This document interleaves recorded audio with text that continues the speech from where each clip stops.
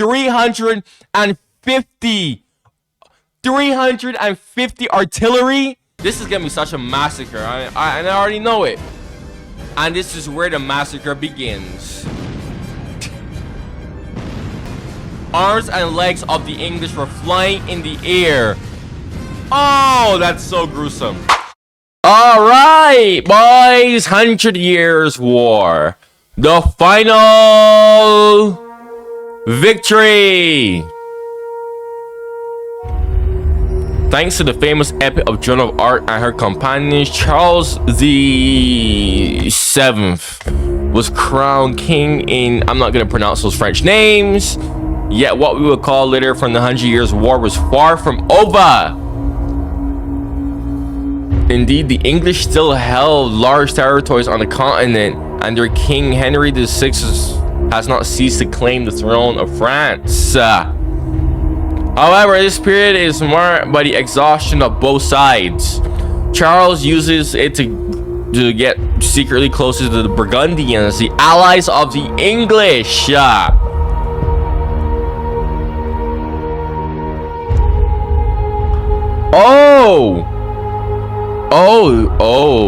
Well, John, what do you? This is probably why doesn't do. Oh wait, that's why he didn't really bother to help. That makes so much sense now. Actually. That makes a lot of sense now. Because I always wondered, I'm like, why was the French king so freaking docile when Joan of Arc got freaking captured? That makes so much sense now. And the Burgundians, people always tend to forget that the Burgundians were a vital part of the 100 Years War, even I myself. But yeah, people tend to overlook them too. They were one of the reasons why France was like always on the back foot. People usually just say, oh yeah, the English longbow. That's true. But the Burgundians also, France was literally basically fighting a two-front war with the Burgundians and England, pretty much.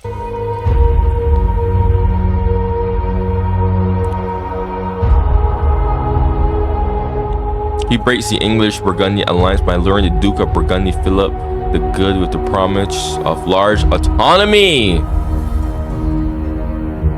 The Duchy of Brittany, so far neutral in this conflict, also rallies.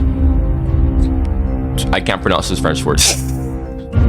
Then Charles makes Constable of France the experienced Arthur de... I'm not pronouncing those French words.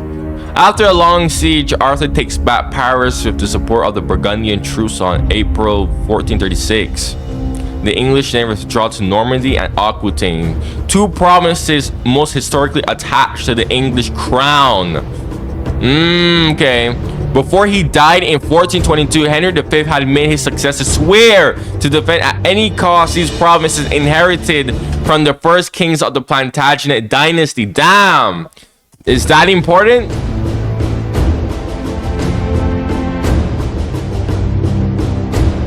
At the head of a kingdom now reunited, Charles patiently prepares the reconquest.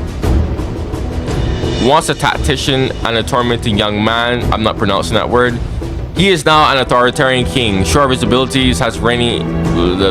Okay. Also, why is her... You know what? I'm not going to comment on that. If I comment on that, that video will get demonetized. With the help of... I'm not pronouncing that French name. The hugely rich merchants from... I'm not pronouncing that French name.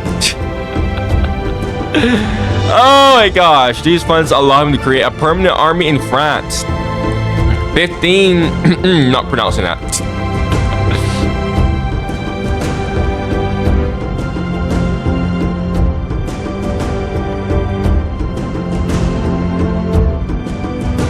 Alright, we got France freaking evolving here.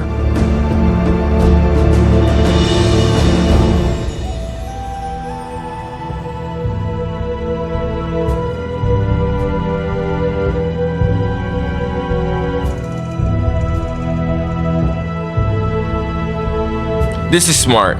This is smart. France, this is so smart of you. get people to join your army by basically saying, we will not tax you. That is very genius of you, France. During the 1440s, the engineers John and whatever the hell that guy's name coming from develop a powerful, unprecedented, among their numerous innovations, one may note the wheel gun and enabling easy transportation, a more accurate aiming method.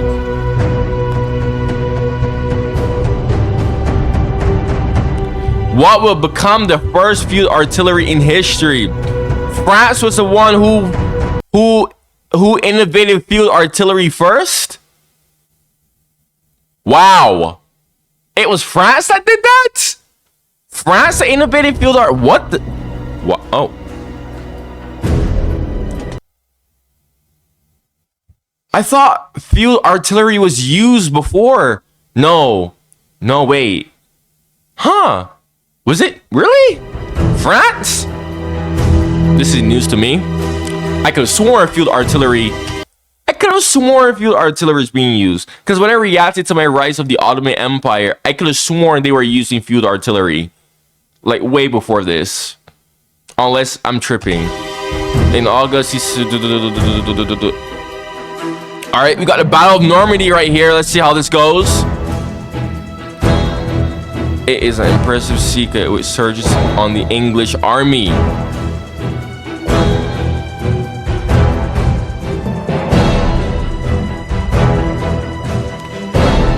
The artillery enables to destroy in a few hours the hugely expensive fortification built by England. Bruh. A spectacle both wonderful and terrifying, according to a chronicler of this time. That is wild. All that money. English garrison which surrenders without a fight are spared.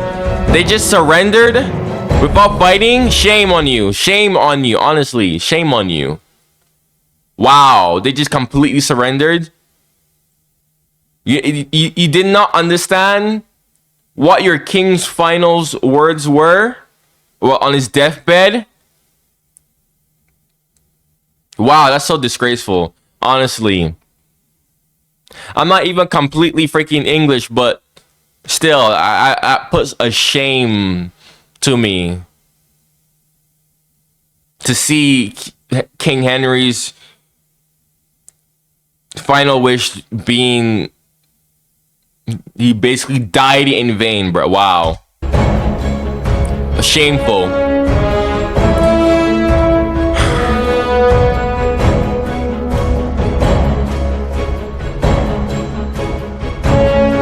They get lost with the dates because the French are just capturing so fast.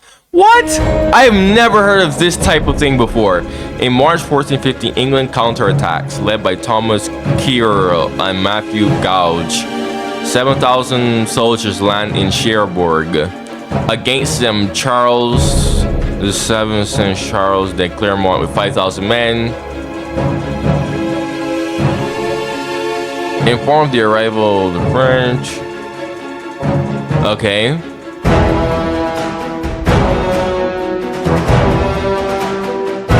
Indeed, for almost 1 century, the English have dominated in pitched battles, thanks to their longbows.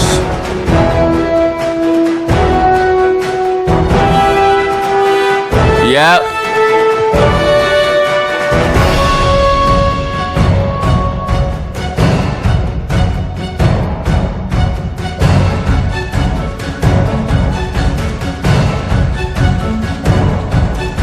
That's mad. That is so mad. You know why this is mad? Because it's like at the start, the English innovated bows, right? The English innovated bows. And that's how they had the edge against the French. Now, 100 years later, the French innovated artillery and now they have the edge over the English. So look at how the ties have changed, man. It literally flip-flop. Wow. He's compelled to lead his infantry to charge and fight the French in hand-to-hand combat. At this precise moment, the Breton knights suddenly appear on the battlefield and crush the English on the French anvil.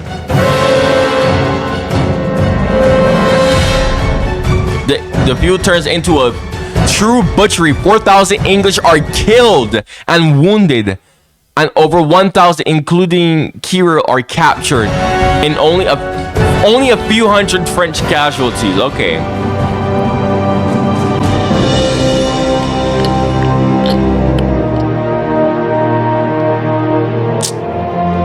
Bruh, the English are getting a taste of their own medicine. This is how the French probably felt when they first ran into those freaking longbows, bruh.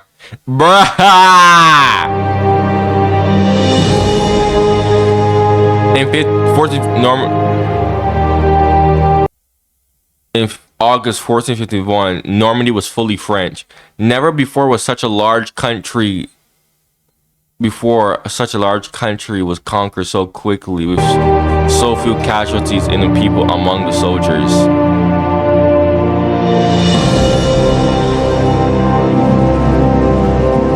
The English occupant. They were occupants. The English were occupants. Normandy was a legitimate part of the English, the king's realm. Normandy wasn't really part of England, but it was still a part of the king's realm. So, all right, invasion of Aquitaine. Attached to the English crown for 3 centuries, they benefit from generous tax advantages and of the lucrative wine trade. Yet the advance of the French troops is as quickly as in Normandy.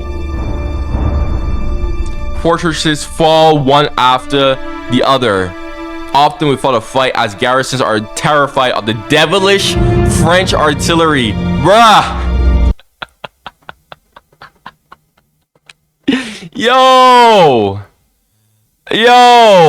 Damn, that's mad.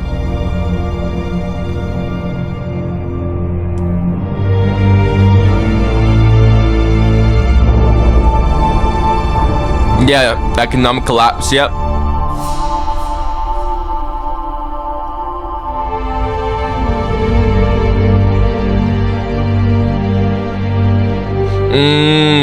Gascon revolt, interesting.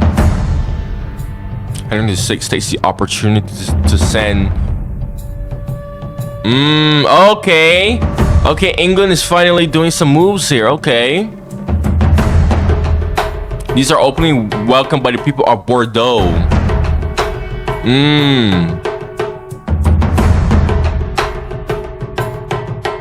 Master gunner of the artillery. That's insane. So we had the fall of Constantinople happening in 1453. At the same time, the 100 Years' War was going on. All this is going on. Mad.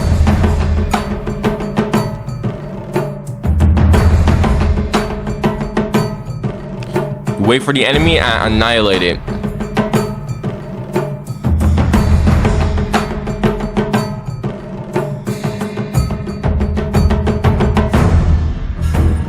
The decisive battle is coming. All right. Okay. Let's see it. Let's see it. Let's see it.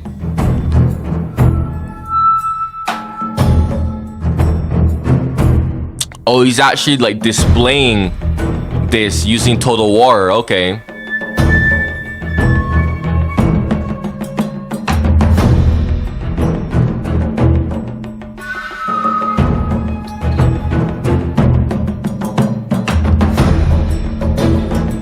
Watches over the northern axis.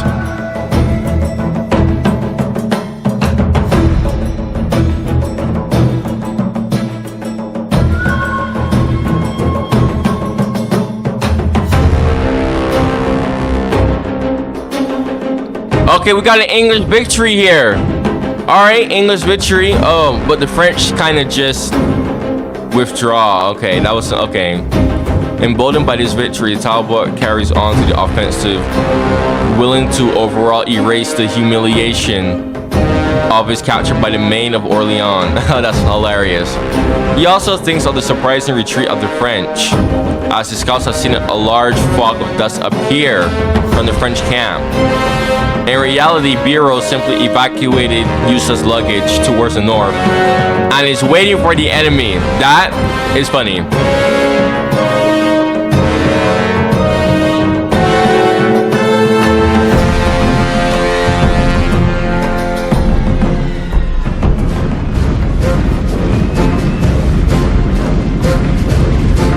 He launches a frontal assault against field artillery. Oh no. I see where this is gonna go. I see where this is gonna go. I see exactly where this is gonna go.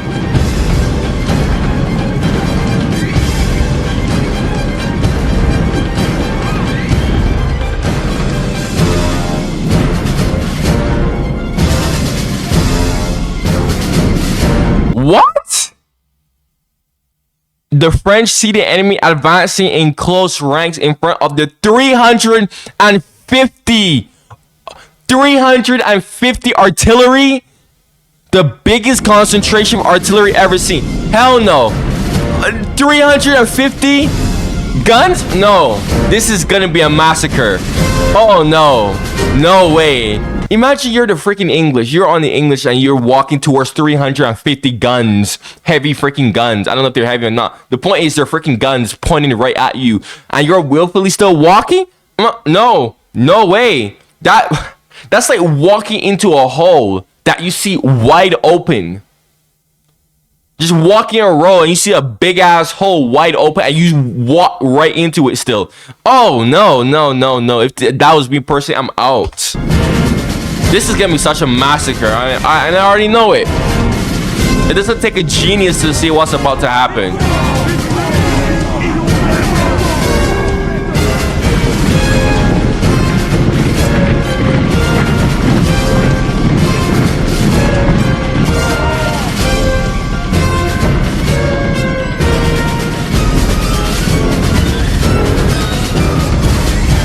Coldly waits for the English within range, then he orders his guns to open fire at will.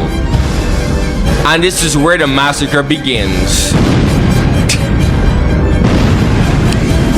Oh boy.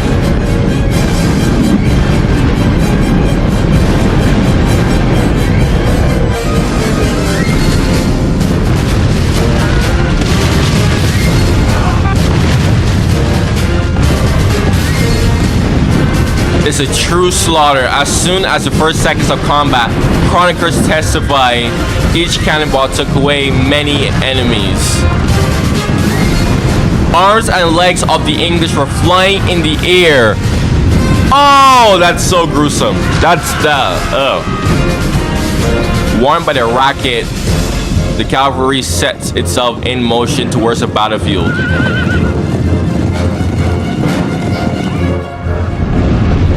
Despite his heavy losses, Talbot carries on the assault as he's convinced that the French will be overwhelmed in the end. Yeah, this guy is dumb. This guy is absolutely stupid. Yeah, as the attackers keep coming in waves, the artillerymen have time to reload their artillery to shoot new stuff, bruh.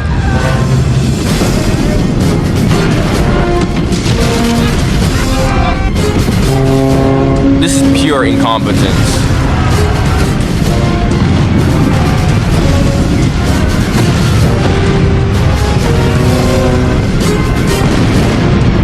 And you know what's funny? Even though this is like total war, this is probably like how it actually went down. Just without the laggy, graphics and whatnot. This is probably how it went down. Like from their perspective, bruh, shit was probably shaking everywhere, bruh. You just see people flying in the air and whatnot. This is probably the most accurate thing that we probably would see of how it actually went down. Like, right, that's the scary part.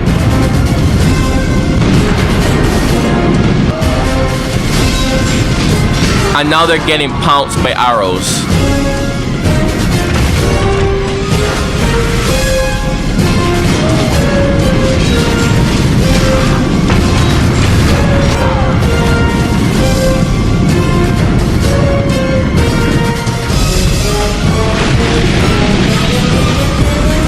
After 30 minutes of the cannonade, the French infantry enters into action.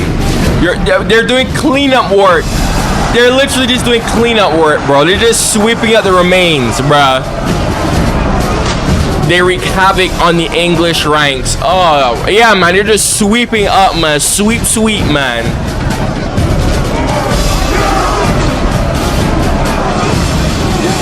Literal light work. Literally light work.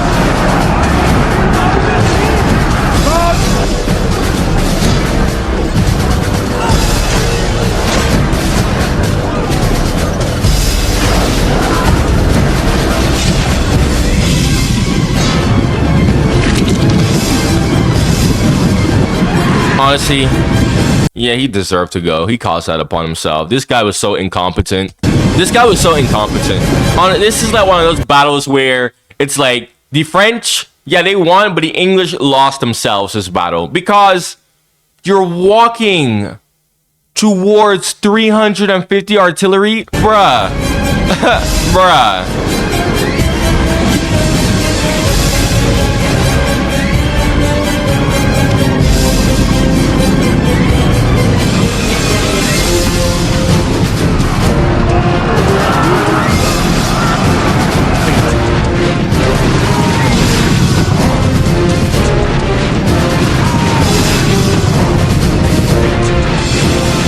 This is just cleanup work. That's how I'm watching right now. I'm watching dust being cleaned up.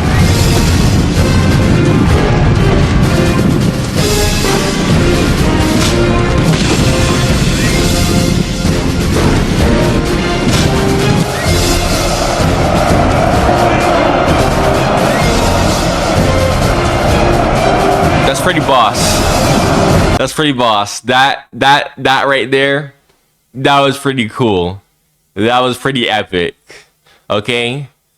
I'm not even French. Well, I am French on my mother's side. But I'm not fully French, but that was cool. Like I'm more so, I like to identify with my English roots because that's where I grew up in an English country. Culture, environment, and whatnot, but still, that there was freaking awesome.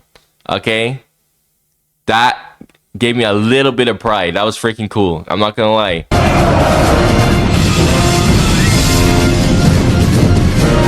Like asserting dominance, bruh.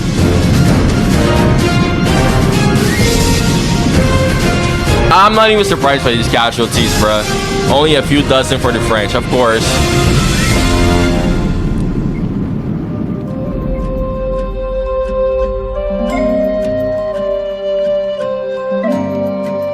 Damn, he got hysteria but is lost? A forerunner. Damn. This is why he got dementia? Because of this battle? Oh no, but dementia is usually like hereditary though. Although it can be triggered. You can cause a trigger for it. So yeah, you could say that this battle causes dementia. That's wow. Basically lit the candle for his dementia.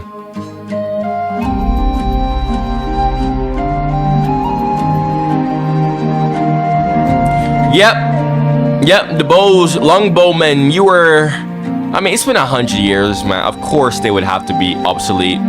For a part of the French artillery, they gain a reputation of excellence, and they will never cease confirming this throughout the centuries. All right. On October 1453, the second capture of Bordeaux by the French is considered as the end, not officialized by the Treaty of the 100 Years' War. On the continent, only Calais remains in English hands, the last vestige of the large Angevin Empire. The crushing defeat and the sickness of Henry VI caused a serious succession crisis in England. The Wars of the Roses will oppose over 30 years.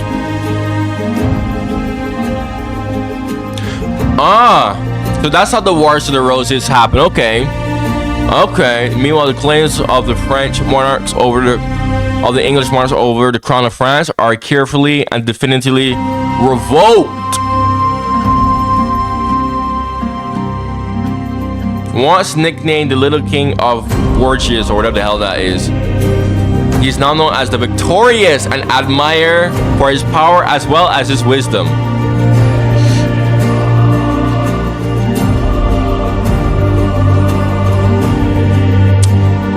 Bruh, the look on this guy's face, bro. Look at his face. Look at his face, bruh. After 1 century of appalling wars and plague, the people of France enjoys peace at last.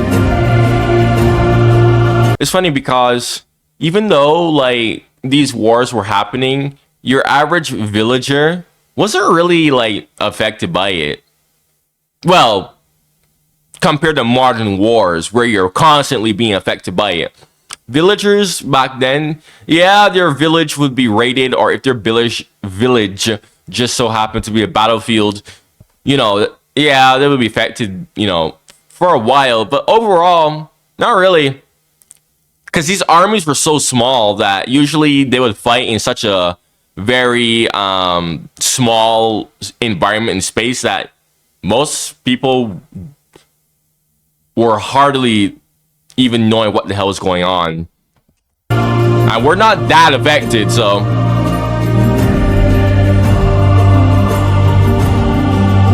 So this is where France would become the juggernaut of Europe for a while, the origins of it. And I say for a while because Germany would eventually come to take that spot from France. Well, yeah, Germany, and you could kind of debate. Russia is closely behind there, but had a few things that caused it to not get to that point.